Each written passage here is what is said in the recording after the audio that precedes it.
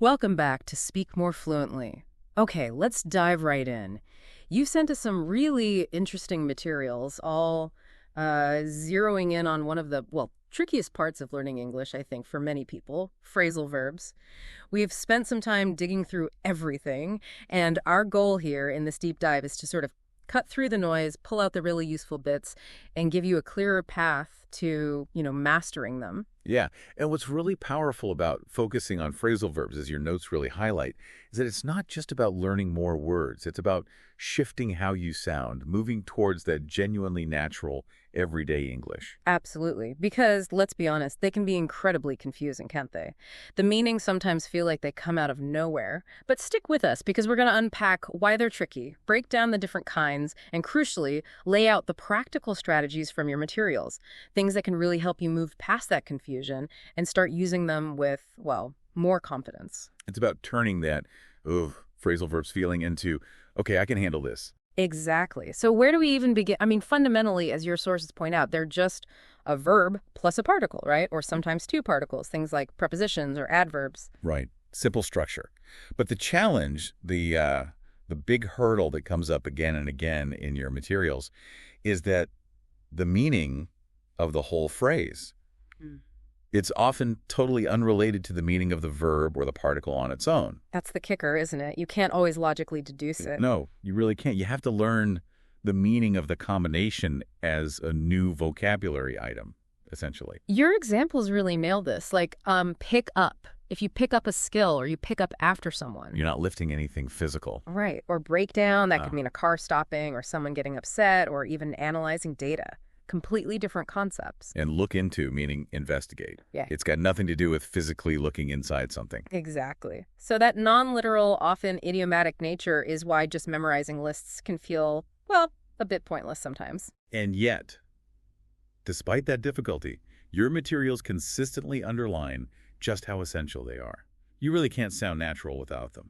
Which brings us to the why. Why bother with this headache? Why are they so important for fluency? Well, the main reason that jumps out is they are just everywhere in informal spoken English. They're the nuts and bolts of conversation. Yeah, if you compare, say, formal writing with how people actually chat, the difference is huge. It really is. Your notes mention contrasting like depart with leave, or maybe even take off. Depart sounds quite formal, doesn't it? Very. You'd rarely say, I'm departing now to a friend. You'd say, I'm leaving or I'm taking off. Exactly. Using only the formal single-word verbs can make your speech sound a bit stiff or academic. Phrasal verbs are just the currency of daily interaction. And good luck trying to understand native speakers or media without them. Oh, absolutely. Think about podcasts, movies, TV shows, even news headlines sometimes. Your sources show how packed they are with phrasal verbs. If you miss the meaning of figure out or come across, put off, you're missing key information. Knowing them is crucial for just basic comprehension of authentic materials. And they also give you sort of a wider palette, more ways to express yourself. Definitely. Sometimes a phrasal verb is just the more natural or maybe more specific way to say something in context. Your notes have that example, run out of versus exhaust. Right. You could say, we have exhausted the coffee supply. But it sounds a bit odd, doesn't it? Saying you've run out of coffee or run out of time just feels much more common, more natural in everyday chat. They add a certain nuance. Okay, so we get it. They're tricky but vital. Now, your materials helpfully break down the different grammatical types. Understanding the structure seems pretty key to using them right. Yeah, this is where it gets a little technical maybe, but it's really helpful for getting a handle on them. First up, the difference between intransitive and transitive. Intransitive means no direct object, right? Exactly. The action doesn't transfer to anything or anyone. The example, like, the show went on for hours. Went on. Just describes the show's duration. It's not acting on an object. Okay, so transitive ones do need an object. Yes. The action is done to something. Like she turned off the lights. Turned off acts on the lights. The lights are the object. Got it. And then we get to the big one, the one that causes all the headaches. Separable versus inseparable. This seems to be a major focus in your materials. Oh, absolutely. This is where a lot of learners get tangled up. Yeah. So with separable phrasal verbs, the object, well, it can often slot in between the verb and the particle. Like, I picked up the book, or I picked the book up. Both are perfectly fine. The object, the book, can go after the particle or between the verb and particle. And this is the crucial part. You can't do that with inseparable ones. Nope. With inseparable verbs, the verb and particle have to stick together, like glue. The object always comes after the particle. Your example was, he looked after the kids. Right. You'd never, ever say, he looked the kids after. That just sounds completely wrong. The verb look and particle after must stay together. And your materials really emphasize this becomes super important when the object is a pronoun. Like it, him, them. Yes. This trips up so many people. For separable phrasal verbs only, if that object is a pronoun, it has to go in the middle. It's mandatory. So please turn it off. Always turn it off. Never, ever turn off it. Getting that pronoun placement right is a really clear sign you're getting comfortable with them. Okay.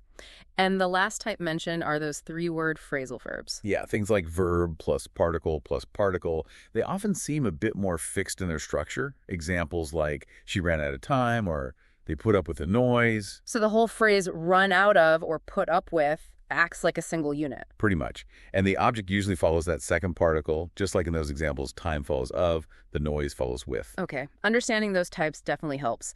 But the million-dollar question is, how do you actually learn and, more importantly, remember all these? Your sources had some really practical, actionable strategies, things you can actually do. Yeah, definitely moving beyond just staring at lists. One really effective method suggested is grouping verbs by the particle. Ah, okay. So instead of learning random verbs, you focus on, say, all the common verbs that use up or out or on. Exactly. It helps you see patterns, maybe nuances in how that particle changes the verb's meaning. Your notes gave examples like looking at take. You've got take up a hobby, take out the trash, take on a project. Right. You see how take shifts with up, out, on, or comparing break up, break down, break out. It makes it feel less chaotic. It does. It adds some structure. Another useful approach is learning them in thematic sets. So grouping by topic, like all the phrasal verbs related to travel or maybe relationships or work discussions. Precisely. Your notes mention things like movement, go back, come in, get over, maybe an obstacle or illness, move on. Learning related ideas together provides context, which really helps with memory. Makes sense. And maybe unsurprisingly, your materials really push using authentic English, getting them from real life, not just textbooks. Absolutely essential. Listen to how native speakers actually use them in podcasts, videos, songs. Your notes suggest pausing when you hear one, thinking about the context. How is it being used right here? Highlighting them in articles you read, listening to song lyrics, even trying to rewrite sentences you find using different phrasal verbs. It makes it active. And I really like the idea of personalized flashcards that came up. Yeah, me too. Not just the verb and definition, but creating your own sentence with a blank. Right. Blank space on one side, the phrasal verb on the other. And the key, as your notes stress, is making the example sentence about you, your life, your job, your hobbies. That personal connection makes it stick much better than some random example. Definitely. And active recall is vital too, isn't it? Testing yourself. Constantly. Use online quizzes, exercises from reputable sites. The notes mention places like Oxford or the BBC. It forces you to pull the information out, which strengthens the memory trace way more than just rereading. And a super practical tip, often missed, I think, was about pronunciation. Oh, hugely important. Your materials point out the stress often falls on the particle. It's sit down, pick up, call off. Not sit down, pick up, call off. Exactly. That stress pattern is key. And also how words link together in fast speech. You need to practice saying the whole sentence aloud, listening for that rhythm and stress. It helps your speaking and your listening. Okay, so we've got solid strategies for learning them. But how do you bridge the gap between understanding and actually using them, putting them into practice confidently? Your materials had some good thoughts on that too. Yeah, moving from passive knowledge to active use. One way is through simple speaking activities. Your notes suggest things like role-playing everyday situations. Like practicing asking someone to pick you up or suggesting you meet up later. Exactly, or even just challenging yourself. Tell a short story about your day and try to consciously use 2 or 3 phrasal verbs you're working on. It makes it active, less like a sterile drill. And for writing, how can you practice there? Start small is the advice. Maybe keep a journal and make a point of using 1 new phrasal verb each day. Or, if you have language partners or friends who are native speakers, ask them to look specifically at how you're using phrasal verbs in your writing. That targeted feedback is gold. That's a great idea. Another really crucial point your materials raised about usage is register, knowing when a phrasal verb is appropriate. Yes, very important. They aren't all interchangeable.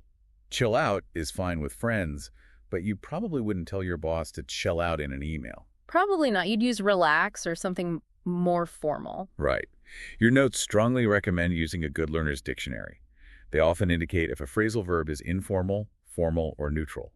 That helps you choose the right word for the right situation. Good advice. And what about tackling those common problems we mentioned earlier, like confusing similar verbs? Yeah, the materials address these directly. That classic example came up again, look up versus look into. Look up for information, look into for investigation. Right. The suggestion is to write your own sentences contrasting them. I need to look up this word versus the police will look into the matter. Seeing them side by side clarifies the difference. And that separable pronoun rule. We need to hammer that home again, don't we? Absolutely. It's worth repeating because it's such a frequent error. Practice saying them, turn it on, give it back, put them away. That pronoun must slip into the middle with separable verbs. Your notes are right to keep highlighting it. And finally, dealing with interference from your first language. It's natural to look for direct translations, isn't it? It is, but it can lead you astray. Sometimes there isn't a perfect one-to-one match, or the English phrasal verb carries a slightly different feeling. The advice seems to be, use translation as a starting point if you must, but then really focus on practicing the English form in context until it feels natural, until you stop translating in your head. So with all these types, strategies, potential pitfalls, how do you actually keep track of it all? How do you know you're making progress? Your materials suggested a simple system. Yeah, basically keep a log. Could be a notebook, could be a spreadsheet, whatever works for you. When you learn a new phrasal verb, jot it down. Include an example sentence, maybe one that's meaningful to you. Definitely. And maybe rate your confidence, like 1 to 5, how well do you feel you know it? It helps you see what needs more work. And the crucial part, emphasized in your notes, is reviewing that log regularly. Weekly, maybe. Yes, don't just let it become a massive forgotten list. Look back. Quiz yourself on older entries. That regular reinforcement is what moves them into your active, usable vocabulary. It's about steady building, not cramming. Okay, so pulling this all together, what your materials make incredibly clear is that getting comfortable with phrasal verbs is, well, it's a vital step. It's fundamental if you want to sound truly fluent and natural when you speak English. It's definitely a hurdle, no doubt about it. But as we've seen, it's absolutely manageable. By understanding the types, using those smart learning strategies like grouping by particle or theme, really focusing on pronunciation. And actively putting them into practice in your speaking and writing. You really do have a clear roadmap laid out in these materials. So embrace those practical tips you shared with us. Personalize your learning with your own examples. Test yourself. Use real English materials. These aren't just theories. They're concrete actions you can start taking right away. And they will make a difference. With that consistent effort, applying these techniques, you'll find yourself using phrasal verbs more accurately, more naturally. And just communicating more effectively overall, which is the goal, right? Exactly. That's the real payoff. So here's a final thought. Something sparked by all this great material you brought. Think about how many phrasal verbs you probably already recognize. You hear them, you read them, you kind of know what they mean, but maybe you don't use them yourself yet. That passive vocabulary. Right. The strategies we've talked about today, grouping, making personal examples, practicing the sound, they're perfectly designed to help you activate those words first, to turn that recognition into confident use. It's a great starting point. Leverage what you already partly know. So looking at that potentially huge list of phrasal verbs, maybe ask yourself, which particle, like up or out, or which theme, like work or travel, feels like the most natural place for you to begin your focused practice today? Where can you get an early win?